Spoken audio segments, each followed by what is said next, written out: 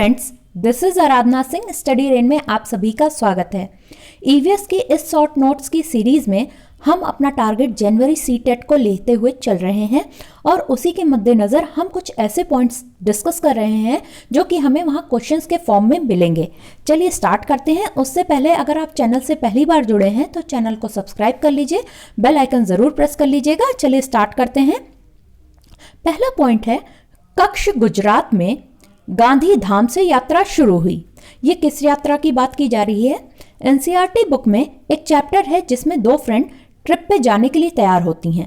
उसमें से एक को चोट लग जाती है, इंजरी हो जाती है, तो जो दूसरी फ्रेंड होती है वो उसके लिए एक नोट तैयार करती है, एक पूरा डायरी तैयार करती है कि उसने रास्ते में क्या क्या चीज़ें देखी, ताकि उसकी बेस्ट फ्रेंड, अच्छी सी फ्रेंड को पता चल सके कि गुजरात से लेकर जो उसकी यात्रा केरल तक की थी उसमें उसने क्या क्या देखने को मिलता है और उसकी भी नॉलेज इंक्रीज हो सके।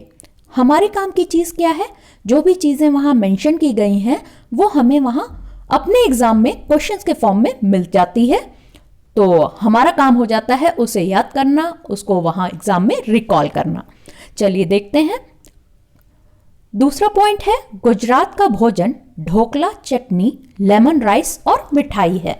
वहाँ के लोग इसे पसंद करते हैं। नेक्स्ट पॉइंट है, अहमदाबाद और वलसाड गुजरात में है। अगला है, कोझिकोड कहाँ है? केरल में। मडगांव गोवा में है। आगे चलते हैं। गोवा से केरल तक के मार्ग में रास्ते में कुल 2000 पुल, 2000 ब्रिजेस और 92 सुरंग हैं, टनल्स हैं। कोझिकोड मालाबार तट पर दक्षिणी भारत में केरल राज्य का एक शहर है और कोझिकोड का एक नाम और है कैलीकट या कालीकट भी आप कह सकते हैं। गुजरात से केरल के रास्ते में ट्रेन से कौन कौन सी जगह पड़ती हैं? वो पड़ती है महाराष्ट्र, गोवा, कर्नाटक। और हमारा एक फ्रेंड्स और काम है, हम क्या करेंगे, इंडिया का जो मैप है वहाँ पर महाराष्ट्र कहाँ है, गोवा कहाँ है, कर्नाटक किधर है, केरल किधर है, ये किस किस डायरेक्शन में पड़ता है, कहाँ कहाँ है, ये हम थोड़ा सा टाइम निकाल कर रोज उस मैप को एक बार नज़र जरूर डालेंगे। गूगल पे आपको इजीली ये मैप मिल जाएगा और मैं भी टेलीग्राम पे इसको एक डाल देती हूँ, आपको उसको बस रोज देख लेना है। नेक्स्ट पॉइंट है, कोट्टायम भारत के केरल राज्य का शहर है। फेरी क्या है? फेरी एक केरल में इस्तेमाल की जाने वाली नाव है। नेक्स्ट है, ये जो भाषा हैं वो किस राज्य में बोली जाती हैं, ये भी हमसे क्वेश्चन के फॉर्म में पूछा जाता है हमारे एग्जाम में, तो इसे भी चलिए देख लेते हैं। मलयालम बोली जाती है केरल में, कोंकणी कर्नाटक, महाराष्ट्र, गोवा और केरल के कुछ भाग में। मराठी कहाँ बोली जाती है? महाराष्ट्र, गोवा, दमन और दीव, दादरा और नगर हवेली। गुजराती बोली जाती है गुजरात में और कन्नड़ बोली जाती है कर्नाटक, आंध्र प्रदेश, तमिलनाडु और मध्य प्रदेश में। आगे चलते हैं। ये एक ट्रेन का टिकट है फ्रेंड्स और इस पे क्या क्या डिटेल्स दी जाती हैं वो भी पूछ ली जाती हैं। ट्रेन की टिकट्स पे होता है PNR नंबर होता है, गाड़ी का नंबर होता है, ट्रेन नंबर जिसे कहते हैं, और जिस दिन की हमें ट्रैवल करना है उसकी डेट होती है, कहाँ से कहाँ तक की डिस्टेंस है उसको किलोमीटर में लिखा होता है। जैसे कि ये जो दो फ्रेंड्स की ट्रिप पे जाने वाली थी, या एक गई वो जाने वाली थी गुजरात से केरल तक की, तो वहाँ तक की दूरी लिखी होती है किलोमीटर में, ठीक है। और टिकट नंबर लिखा होता है, उस टिकट की क्या कॉस्ट पड़ी है, उस यात्रा की क्या कॉस्ट पड़ी है, कितने पैसे लगे हैं वो लिखे होते हैं, मेंशन होते हैं। बर्थ मेंशन होता है टिकट पर, कोच नंबर मेंशन होता है, आयु मेंशन होती है, ये सारी चीज़ें टिकट पे मेंशन होती हैं। ये भी हम लोगों को एक बार देख लेना है। चलिए आगे चलते हैं। ये कर्णम मल्लेश्वरी जी के बारे में कुछ चीज़ें हमको पढ़नी है और ज़्यादा चीज़ें नहीं हैं, 2-3 चीज़ें उनके बारे में हमको याद रखनी है। एक चीज़ तो ये है कि वो आंध्र प्रदेश की रहने वाली हैं। दूसरी चीज़ 130 किलोग्राम तक का वजन उठा लेती हैं और इस लाइन का मतलब यह है कि कर्णम ने भारत के बाहर 29 मेडल्स जीते हैं। भारत के बाहर मतलब ये अंतरराष्ट्रीय स्तर की महिला वेट लिफ्टर हैं। चलिए आगे चलते हैं। आपको बहुत अच्छी पिक दिख रही होगी, तो इसका क्वेश्चन क्या बनता है, फूलों की घाटी फ्लावर वैली कहां पर है?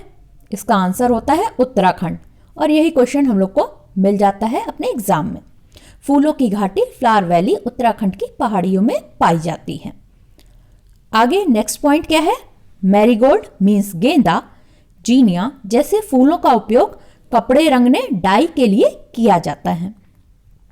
उत्तर प्रदेश में कन्नौज जिला परफ्यूम या इत्र बनाने के लिए प्रसिद्ध है। आगे क्या है पॉइंट, ये एक बहुत अच्छी सी देखिए आपको पिक्चर देखने को मिल रही है, चित्रकला जिसे कहते हैं आर्ट।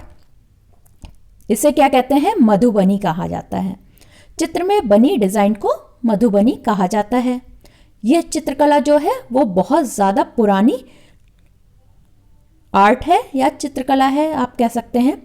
और ये जो चित्रकला है मधुबनी, जो नाम इसका पड़ा है वो क्यों पड़ा है, बिहार में का एक जिला है मधुबनी नाम का, ये उसी के नाम पर है। और ये जो चित्र है वो पिसे हुए चावल के घोल में रंग मिलाकर बनाए जाते हैं। तो ये चीज़ भी पूछी जाती है कि ये जो पेंटिंग बनाई जाती है वो किस चीज़ से बनाई जाती है, तो उसका आंसर होता है पिसे हुए चावल के घोल में रंग मिलाकर। और यह रंग भी खास तरह के होते हैं। इन्हें बनाने के लिए नील, हल्दी, फूल, पेड़ों के रंग आदि का इस्तेमाल किया जाता है। नेक्स्ट पॉइंट है, चित्र में आप देख सकते हैं कौन कौन बना होता है, इंसान बने होते हैं, जानवर होते हैं, पेड़, फूल, पक्षी, मछलियां और अन्य कई जीव जंतु साथ में बनाए जाते हैं। आगे चलते हैं। बेलवनिका गांव कर्नाटक में है। और नेक्स्ट पॉइंट है गिजू भाई बधेका, जो कि गुजरात के रहने वाले थे। वो क्या काम करते थे, वो बच्चों के लिए मजेदार किस्से, कहानियां और पत्र लिखते थे। ये एक नाम हमें और याद करना है, वो है गिजू भाई बधेका, जो कि गुजरात के थे और वो करते थे बच्चों के लिए किस्से, कहानियां और पत्र लिखते थे। नेक्स्ट पॉइंट है कलचिड़ी इंडियन रॉबिन पत्थरों के बीच खाली जगह में अंडे देता है। अब अगला पॉइंट बड़ा इंटरेस्टिंग है, और वो है क्या, जो कोयल होती है वो क्या करती है, कौवे के घोंसले में जाके अंडे दे देती है।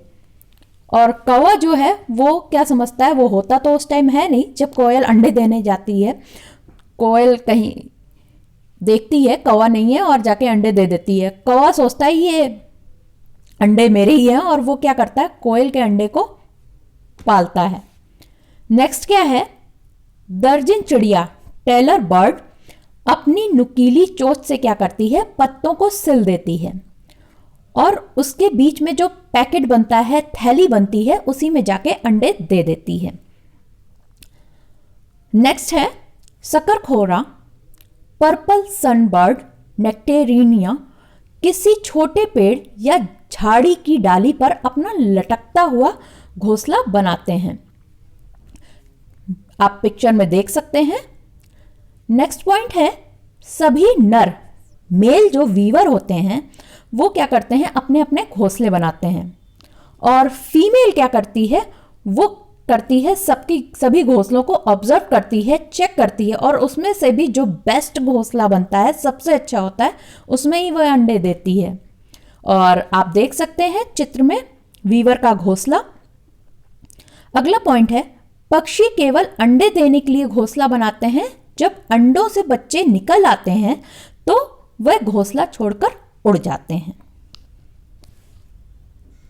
Thank you friends, happy new year आप सभी को। नववर्ष की मंगलमय कामना के साथ आप अपनी पढ़ाई में लगे रहिए। Thank you. आप हमसे फेसबुक और टेलीग्राम पर भी जुड़ सकते हैं। यूट्यूब पर अगर आप पहली बार हमें देख रहे हैं तो आप चैनल को सब्सक्राइब कर लीजिए और बेल आइकन भी प्रेस कर लीजिएगा, और वीडियो अच्छा लगा हो तो लाइक कर दीजिए। और वीडियो में और क्या चीज़ की ज़रूरत है आपको, वो भी आप लिख सकते हैं नीचे कमेंट सेक्शंस में। Thank you. जय हिंद।